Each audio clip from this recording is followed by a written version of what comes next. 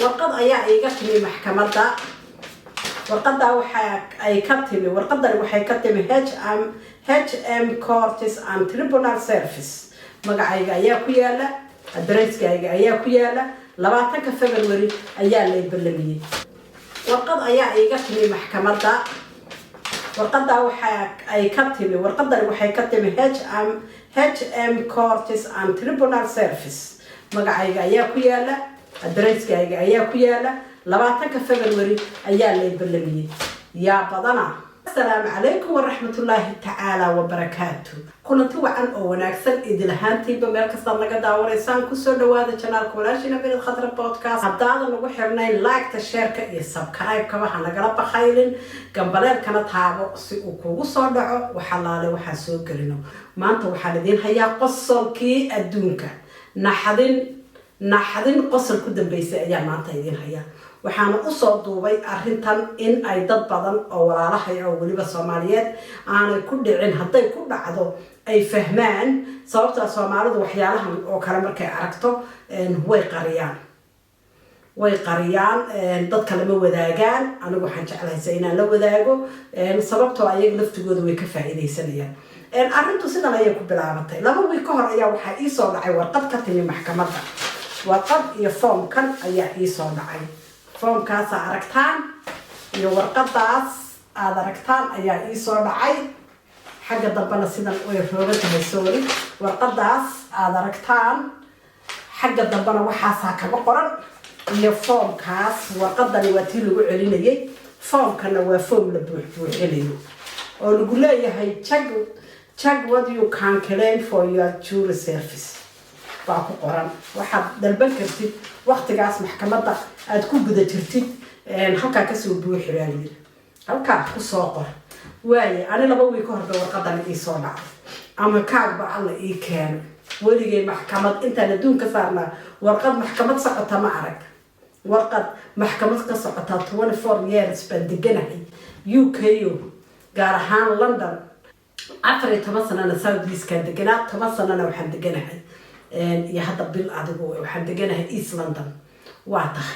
warqadan baa soo dhacday markay soo dhacdo waa beerka lagu dhuftay alla naxdin weyna na maxay tahay maxkamaddu na maxaad samaysay na hoogi baan waa maxay alla hoogi waayay waan eega waan dhiga waa Leytonstone meesho maxkamaddu nagama foga waa meel halkan oo adigu ilaa 20 daqiiqo noo jirta ilaa 20 daqiiqo noo jirta yaab ama kaag baa la keenaa heede waxaan arki jiray dad looga yeero maxkamadaha waa maxkamad iska mid yar oo tii weyneed ee karaamka ka yar waxaan iri iyo weyn haatan ma aqaan wax weyn bay u agtaaba maxkamadahan waa weyn ee karaamka ma waa maxkamado ka sokeeya oo dambiyada midha yar yar ee waxa lagu baaray anigu waxaan arki jiray dad loo soo diro maxkamad baa loo soo diro lacag lagu yeesho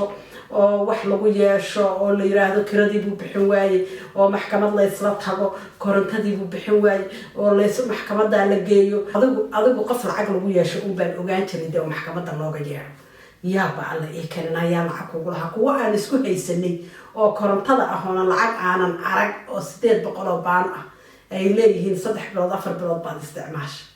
baan 3 bilood baad isticmaashay ilayhi baan isku haysano ana leeyahay ma isticmaalin oo ka wareegay oo company kale u wareegay baan sirkuuba midha ku soo dacweystay waata yaaba alla ee keenay waxaan eenaa ma ku weeyba warqada waan ku noqdaa lacag kuma qorna company-gaas ku soo dacweeyay lagu lama leh dacwadaas lagu haystaa lagu ma leh 9 o'clock am Monday 20 February kaale 23 baa ku taale kaliya wax kale oo ku yaala habar yaraatay ma jirto marba waan rogaa nama meeshan ku taala wixii ku soo dacweeyay nama meeshan ku taala lacagta lagu leeyahay ma maxay tahay waa dhigaa 2 wiil oo kaamirada hurdada iga tagtay oo yaab ama kaag alla ee kanaan miyaa la tusaa maxkamad iyo balaaye iyo dacwo kaaga timi iyo balaayada ay miyaa la tusaa wadnaha ay go'aba yaa anu waxa waan ka baqaya askarta wadankan iyo wadnaha bay istaaga markaan arko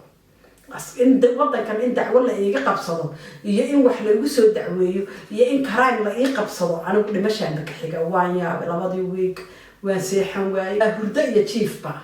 waan diiday hurdo iyo chiefba waan ka guuray nag naxdin labadii wiig ma seexdo naa maxaa lagaa rabaa naa maxaa samaysay balaayada lagu soo diray waa maxay maanta unban haddana warqadii sii akhriyo oo la leeyahay 7 cisho gudaheed waa inaad online-ka kasoo bixiysaa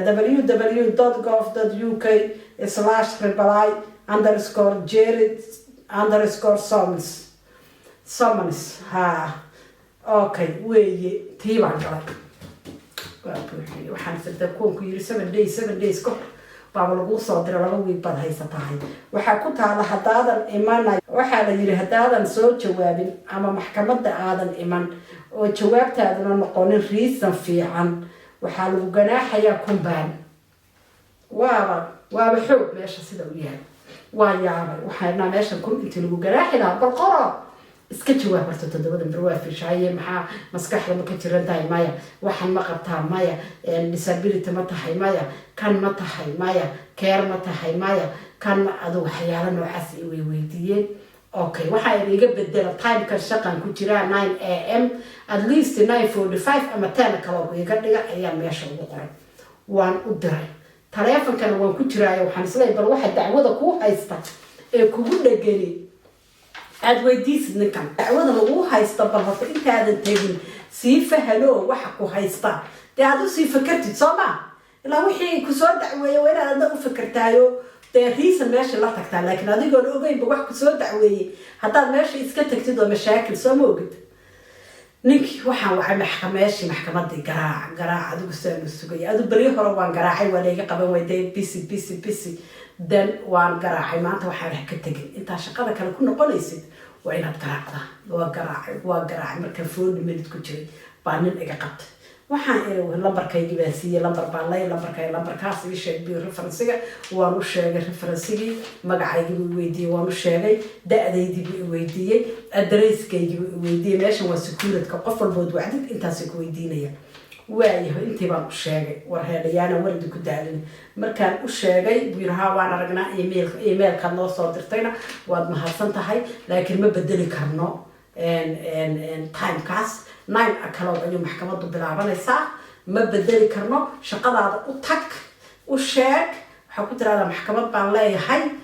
shaqadu waanba ka xishoonayaayo waxaan leeyahay dee qof lacag loo haysto waa ceebe maxkamad baa layga yeedha miyaad odhan kartaa dee dantaaba ku odhanaysaa midhiye shaqadaada u tag u sheeg waxaa ku tiraahdaa maalintaa ma iman karo wixii maalinta aada luusgaraysay lacagta aad maalintaa luusgaraysay annagaa bixinayna buu taagay bal waayahay aadba bixisidee timekuna ha ii dambeeya waxa i soo dacweeyey maxkamadda i keenay baan doonayaa baan taaganahay anigu maya waxa weeye waa kan ninku waa warwareega maya waxa weeye waa inaad timaataa markaasaad ogaanaysa waa isku dahla ninka isaguna su-aashaa weydiiya buu ka warwareegayaa su-aashaa weydiiya maya waxa weeye meesha codkeed dadna waa ka daba buuqayeen oo meel buuqana uu joogo hadalkiisa ayaa si yaryar igu soo duulay maxaa anigu kuma meesha buuq baa ka jira aad joogtid bal taleefanka la yara baxo markaan idhi niyahow dhagaysa anu ma soo socdo mana imanayo adoo ii sheega mooye crime-ka aan galay anigu ma soo socdo maya haddaadan imanin kun baa lagu ganaaxaya waaba buli sida u yaala kun oo de maxaa la ii ganaaxaya aan ogaado horta crime-ka la ii haysto iyo dembiga aan galay iyo waxa aan meesha u imanaya ii sheeg iga dhaadhici aan usoo diyaargaroobay hal saac buu qoslaya fiqda ciil ba iga baxday ninka wuxuu muxuu kugu qoslaya baan kuri stupidka wuxuu yidhi mrs maxamed saa fahantay ma aha waxaa weeye adiga crime laguma haysto dembina laguma haysto qof kale ayaa maxkamadda la saaraya adigu juurigii ayaad ka mid tahay alla beerka lagugu dhufay qoso barana horta la dhacay waxaa subxaanaka yaa cadiim oo waxaad igu balbalinaysay 2 week ee aan ku silcay ee ku saxariiray ee hurdadii iiga tagtay ee stressku iigu dhacay madalla maxkamadaynayaad aniga ay leedahay 12 qof ee go-aanka gaadhaya juuriga ayaad ka mid tahay listen baan ku yiri tan kala de anigu weliga walaal maxkamad kama shaqayn anigu my life kama shaqayn maxkamad meel dad lagu maxkamadayana ma arag meel dad lagu haystana ma arag meel go-aan lagu gaadhana ma arag ayo okay ani marka ay leedahay kaalay dadka juuriga ka mid tahay may hadaadan imanaynin waaba sidaa hadaadan imanaynin waxa weeye you find 1000 pound 1000 oo ganaaxa ayaa kugu dhacaya waryaa ilaahay yaqaan ama warkiiba waa isbedel si kale uga noqdayba horta anigu waa farxay mar haddii layga daayay mar haddii aniga wixii la ii haystay la yidhi laguma haysto horta neefbay alxamdulillahi rabbil caalamiin baan ku yidhi tan dadka kalena ana aqaan shaqadooda dadka kalena anaaba aqaan shaqadooda maxay galaan qof la maxkamadayna umaba socdaan ku yidhi xoy bul garaynay aniga u leeyahay kun baankeen qosolka nafteena waxaan labada wiig la baxay la balanbalay labada wiig la silcay labada wiig la saxariiray wax aniga la ii haystayba midha ma ahayn dadka aan wada shaqaynaynaan u tagay war waxaan iri warqadana ii soo dhacday waa warqad maxkamadeed maanta haddaan wacay maxkamadiina ninkii wuxuu taagan yahay haddaadan imanin kun ganaaxa lagu ganaaxayaa waxaa weeye juuriga ka mid tahay juuriga ayaad ka mid tahay oo kun baa lagu ganaaxayaa macnihiisa ninka waa fahmi waay waa nin qaldan baan idhoo wuxuu is yiri madhaa mrs xamadi maxkamaday kasoo shaqayn jirta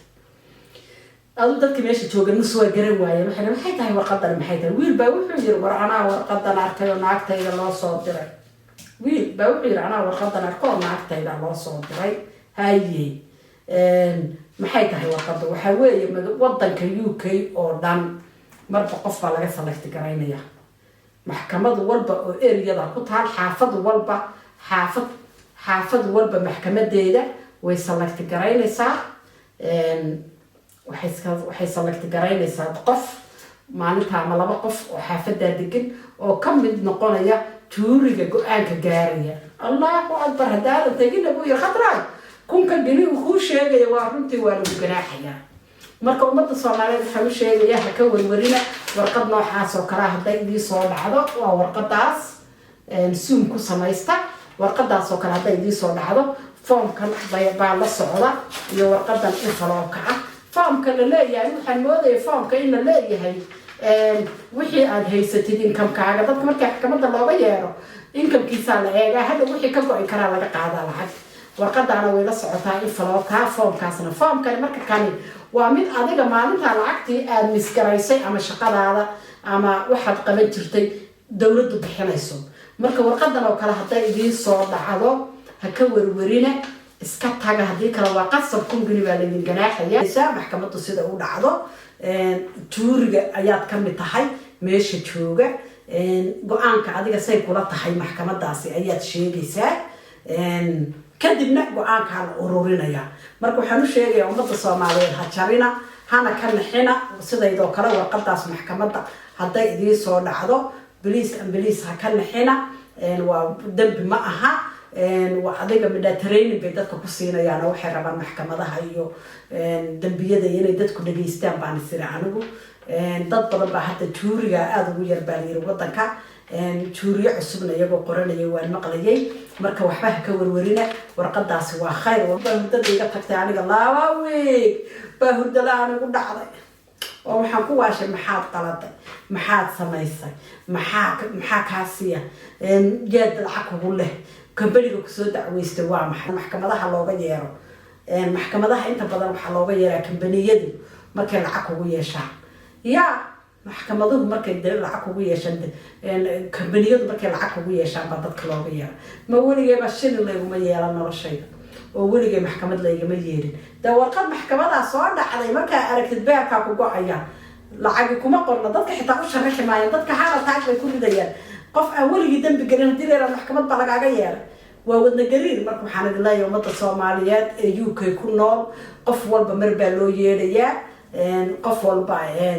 waa maraya waa kugu qasban tahay waa qasab waa inaad tagtaa baa la yiri waa inaad fadhiisataa waa inaad dhegaysataa waa inaad go-aankaaga dhiibataa marka waxaa weeye warqadii maxkamadda iyo amiiradda intii kala qabsatayna waa intaas marka waxaan leeyahay laga warwarin wassalaamu calaykum waraxmatullaahi tacaala wabarakaatu